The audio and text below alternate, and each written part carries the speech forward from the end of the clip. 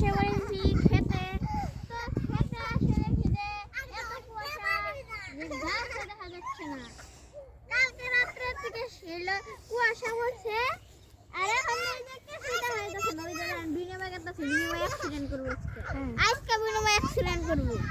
আজকে খবর দেখছেন, আজকে বিনিময় অ্যাক্সিডেন্ট করবো। বিনিময় গেল বুঝছেন, বিনিময় আজকে অ্যাক্সিডেন্ট করবো।